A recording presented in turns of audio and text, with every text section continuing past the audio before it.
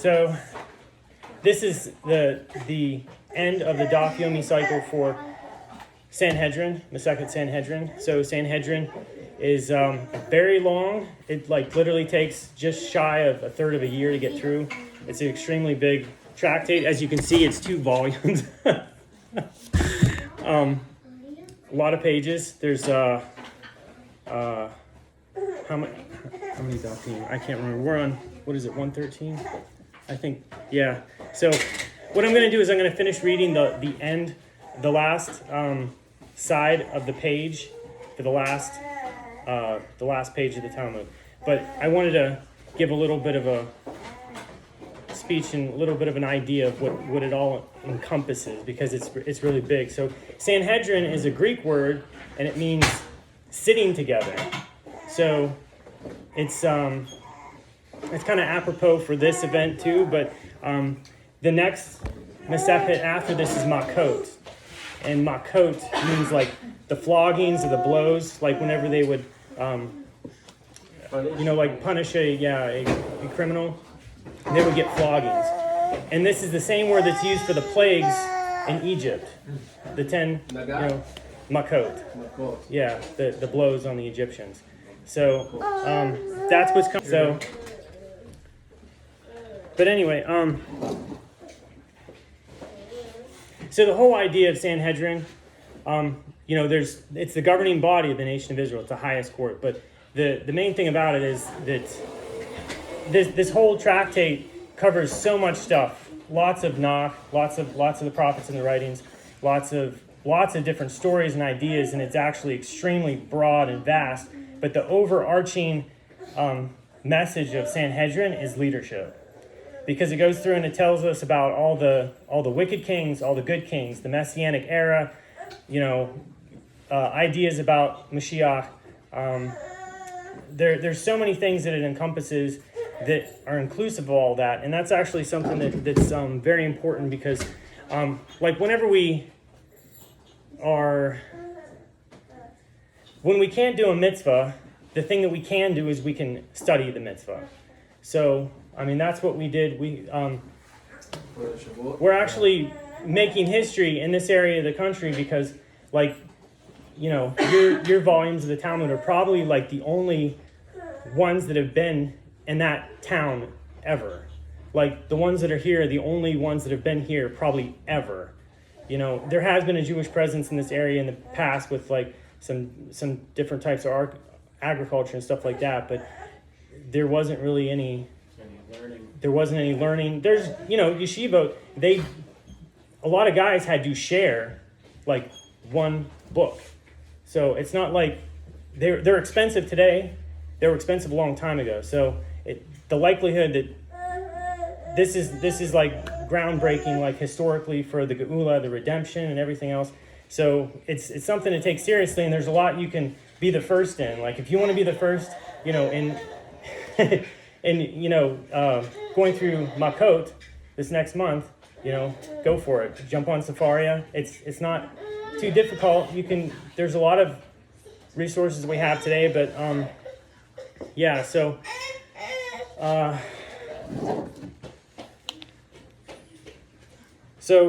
the one thing that's interesting is, so the other name for the leaders is the Anshe Knesset Hagadola, and it says, the men of the Great Assembly. And there's in Pirkei Avot in 2:5, it says where there. So it's translated literally, where are there men? Where there are no men, strive to be a man. But we translate it broadly as where there are no leaders, strive to be a leader. Because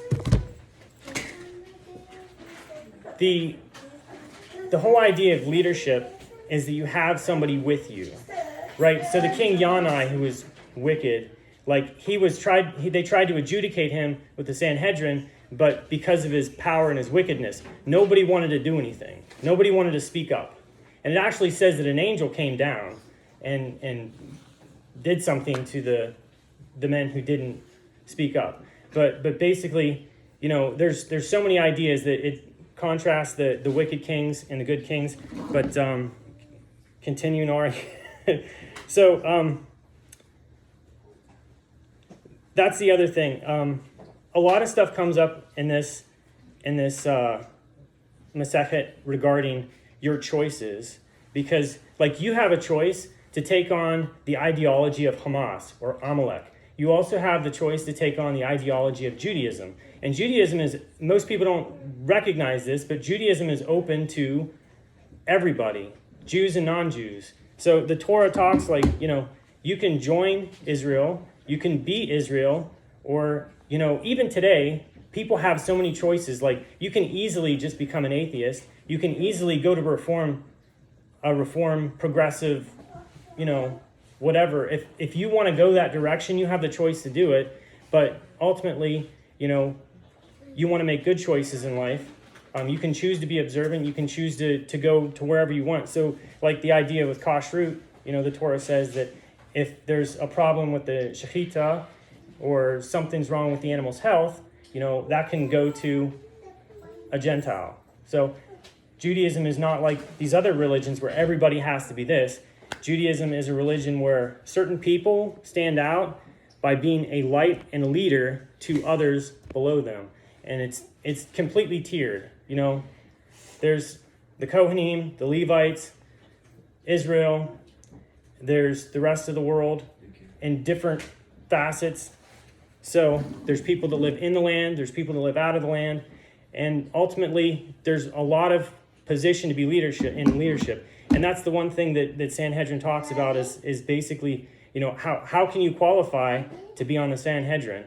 And it all starts with being a leader in your town, being a judge in your town, being knowledgeable in Torah in your town, and moving up to a larger region and until you can literally be on the Sanhedrin. And that's actually something that you can literally, everybody, all the men in this room, okay, oh yeah, so we can choose to be a leader in various aspects of life in various ways. And we also find out in Sanhedrin what empowers Amalek, what empowers that ideology, and that's actually turning away a convert, Sanhedrin 99b, and that's probably one of the most powerful things that we can learn in our region, because there's a lot of people that are interested in Torah, interested in Judaism and all this kind of stuff, and the world is picking up and the momentum is becoming more strengthened for the Geula. And ultimately what I wanted to mention is in the Amidah, the prayer, the standing prayer, so the first three blessings and the last three blessings, you don't really want to mess with those, but in the middle blessings in the Amidah, you can kind of make up your own prayers and add things that you want. That's why you can add stuff like somebody that needs healing, you can add their name and stuff like that. But there is let me jump to it real quick.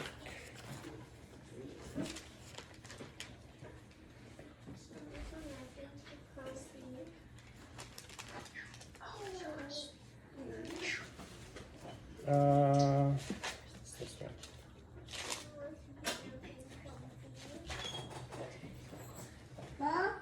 Hold on a second. Okay, in the blessing for the Davidic reign, basically says,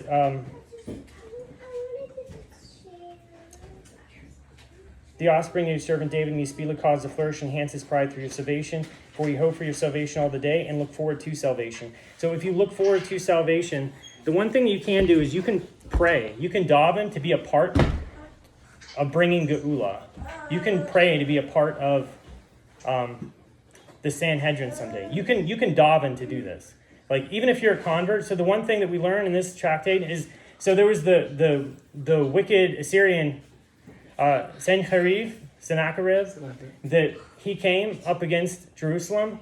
But ultimately, most people don't know this, but Avtaliah and Shemaiah, who were the leaders of the Anshe Knesset Hagadola in one generation, they were both converts that descended from him. They descended from him. So you have a choice. You could be wicked or you could be righteous. You can daven to be a part of this, and it's very noteworthy to do that. I absolutely challenge you. You can completely daven that the Sanhedrin will come and be established and that you sit on it. You can daven for that. And it would be,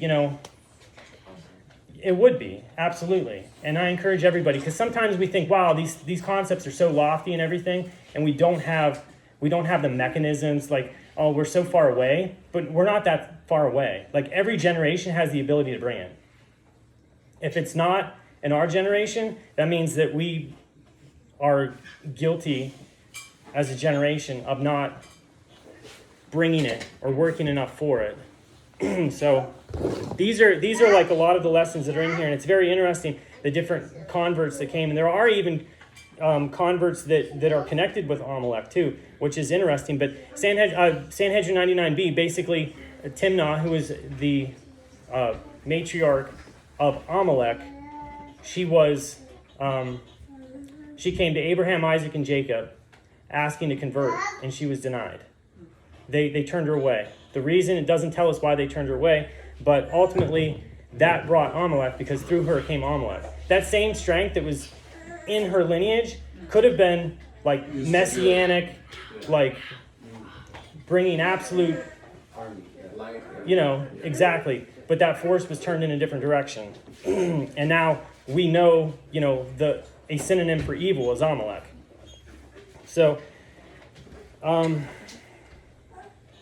the other thing that's interesting, we talk about like the king of Israel, and some people think that the king is God, but the king is not God, because the king has to have a Torah scroll with him, a couple of them actually, because God already knows this stuff. But, we have our king is going to be a man, because there's certain things that you have to do in leadership, like angels. It's very interesting when there's interaction with angels. There's this lack of physicality. There's even in some degree there's certain things that we do that angels can't do. I mean, angels are in the realm above us, but we have the ability. We were placed at the bottom, like the 4 levels of creation. We're placed at the bottom so that we could work through all of those spiritual levels all the way up to the throne of God, to have an effect all the way up. Whereas angels don't have the ability to just work in all these different atmospheres. And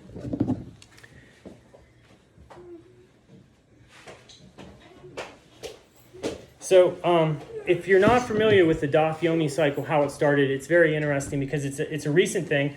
Siyum Shiur is not a recent thing. It's actually mentioned in the Talmud.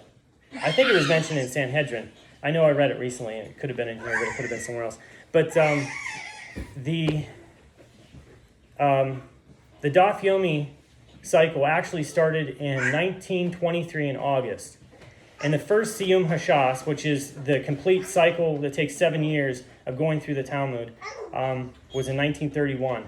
And it was very shortly between, from when they started that to when the Holocaust started. And that actually, it probably gave a lot of people life. So here's a story that I learned recently.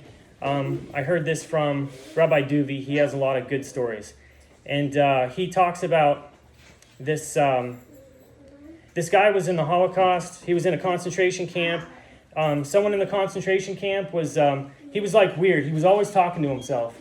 He was just always off on his own. He was just rambling off words. Nobody knew what he was saying. He thought he was crazy. He was nuts. One day, this guy was sleeping below him on the bunk. And he rolled over to him and you think I'm crazy, don't you? He says, everybody thinks I'm crazy. I'm reciting the entire Talmud by heart. He's like, I got one small tractate to go. He says, if I don't make it, will you finish it for me? That night he died.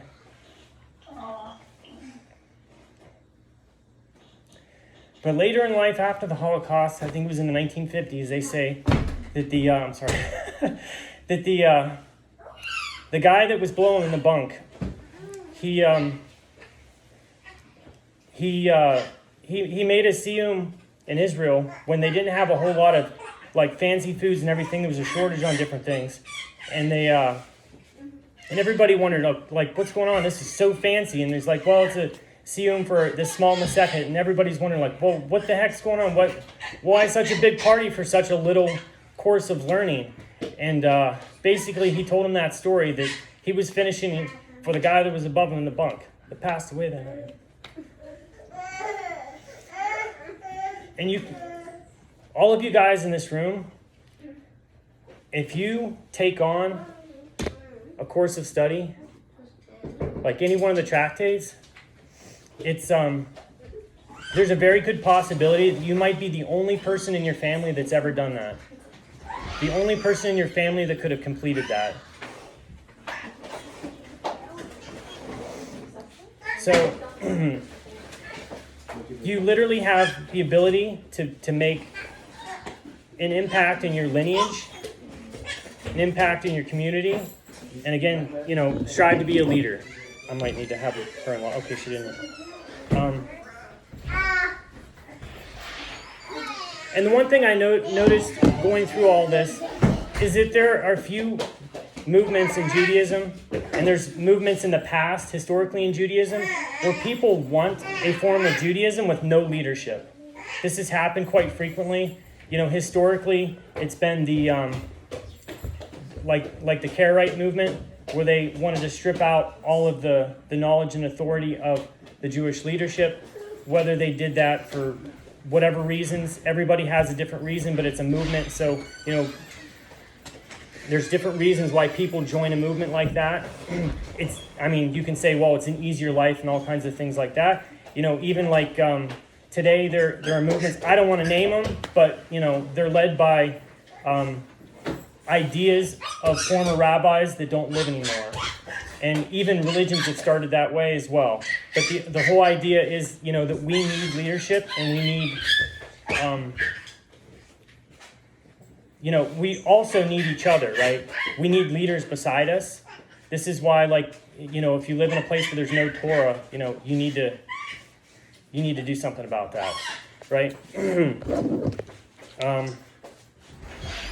I need your phone unlocked. So the other thing,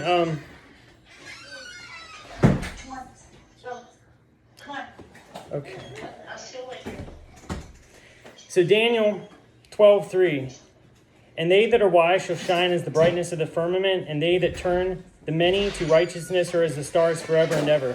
So there are leaders in our past, like Moshe Rabbeinu, who he, as a leader, he has inspired people for good. There's not a single thing that he did that inspires somebody for,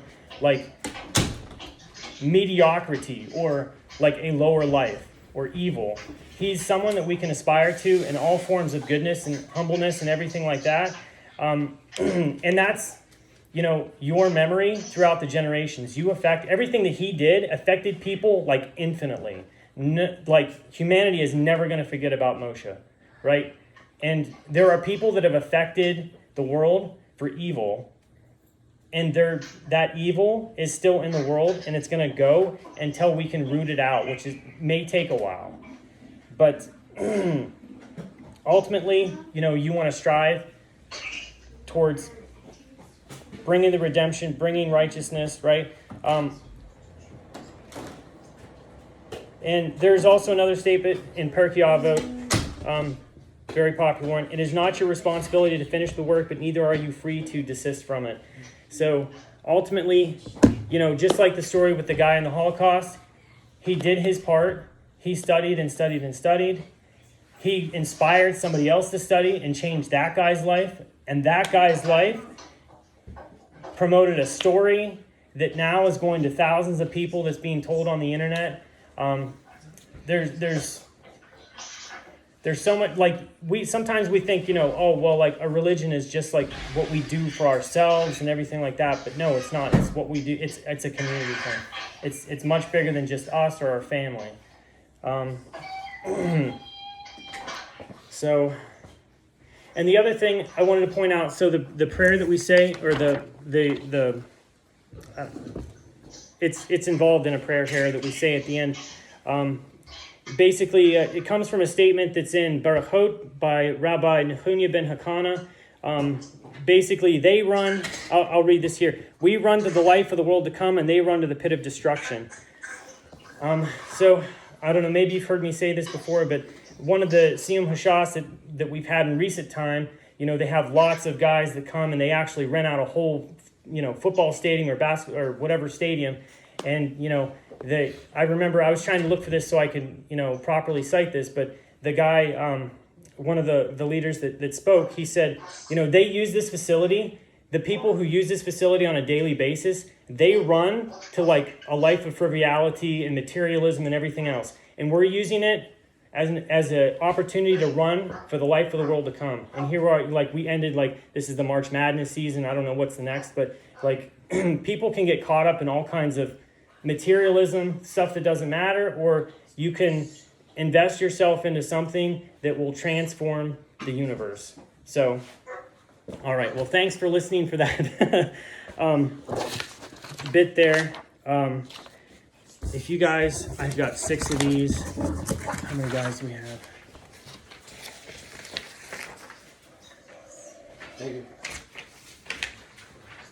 So, here, Asher.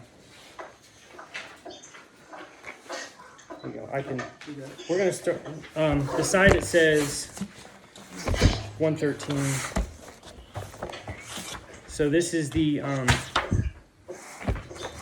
the side that has Parak 11, Daf 113, Amud Beit. So this is the last side of the page for Tractate Sanhedrin. So basically it says Elijah was accustomed to coming and revealing himself before Rabbi Yoshi each day. He was obscured from him for 3 days and did not come. When he came again, Rabbi Yoshi said to him, "Why did the master not come?" Elijah said to him, "You denigrated me when you called me difficult." Rabbi Yoshi said to Eliyahu, "This example that is before us illustrates the point, as my master was being difficult by not coming during those days." The Mishnah teaches with regard to the verse, "And there shall cleave nothing of that which was devoted to your hand," Deuteronomy 11:18. As long as the wicked exist in the world, there is wrath in the world. The Gemara asked, "Who are these wicked people mentioned in the Mishnah?" Rav Yosef said, "They are thieves." And the sages taught in Braita, when a wicked person comes into the world, wrath comes into the world, as it is stated. When the wicked comes into the world, contempt also comes with ignominy, reproach. Proverbs 18, verse 3. When a wicked person is eliminated from the world, good comes into the world, as it is stated. And when the wicked perish, there is jubilation. Proverbs 11:10. When a righteous person passes from the world, evil comes into the world, as it is stated. The righteous perishes, and no man lays it to heart. And merciful men are taken. None understand that due to the evil of the righteous is taken away. Isaiah 57:1. When a righteous person comes into the world, good comes into the world with him, as it is stated with regard to Noah. This is one who shall comfort us for our work and the toil of our hands. Genesis 5:29. Hadran Allah, Kol Yisrael Yesh Lehem Helek Vasilika La Masechet Sanhedrin. So if you flip that over, we don't have a minion, so we don't say the Kaddish.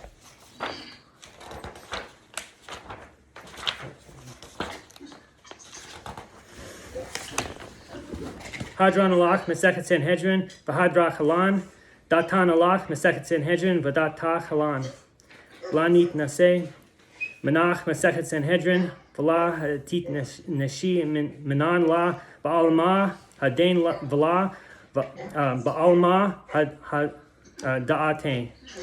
Yehi Ratzon Milfonecha, Adonai Eloheinu V'Lehavatenu, Shetei Toratacha, Manuch Tenu, Ba'olam Hazeh, Utei Imanu, Leolam Haba, Chanina Bar Papa, Rameh Bar Papa, Nachman Bar Papa, Achai Bar Papa, Abamari Bar Papa, Rafram Bar Papa, Rakesh Bar Papa, Sorchav Bar Papa, Ada Bar Papa, Daru Bar Papa. Please, Lord our God, make the words of your Torah sweet in our mouths and the mouths of your people, the house of Israel, so that we, our descendants, and their descendants, and the descendants of your people, the house of Israel, may all know your name and study your Torah for its own sake. Your commandments make me wiser than my enemies, for they are ever with me. Let my heart be undivided in your statutes, in order that I may not be put to shame. I will never forget your precepts, for with them you have quickened me. Blessed are you, O Lord. Teach me your statutes. Amen, amen, amen. Salah. Va'ed. We give thanks before you, Lord of God, and the God of our ancestors. You have placed our lot among those who sit in the study hall, and that you have not given us our portion among those who sit idly in the street corners. We rise early, and they rise early. We rise early to pursue matters of Torah, and they rise early to pursue frivolous matters. We toil, and they toil. We toil and receive a reward, and they toil and do not receive a reward. We run, and they run. We run to the life of the world to come, and they run to the pit of destruction, as it is stated. But you, God, will bring them down into the pit of destruction. Men of blood and deceit shall not live out half their days. But as for me, I will trust in you. May it be, O Lord, my God, just as you have assisted me in completing tractate Sanhedrin, so assist me to begin other tractates and books and conclude them, to learn and to teach, to observe and to perform, and to fulfill all the teachings of your Torah with love. And may the merit of all the Tanaim and the Amorim and the Torah scholars stand for me and my descendants, so that the Torah will not move from my mouth and from the mouths of my descendants and the descendants of my descendants forever. And may the verse, when you walk, it shall lead you. When you lie down, it shall watch over you. And when you awaken, it shall talk with you and be fulfilled. Be fulfilled in me. For in the Torah your days shall be multiplied, and the years of your life shall be increased. Length of days in her right hand and in her left hand are riches and honor. May the Lord give strength to his people. The Lord will bless his people with peace.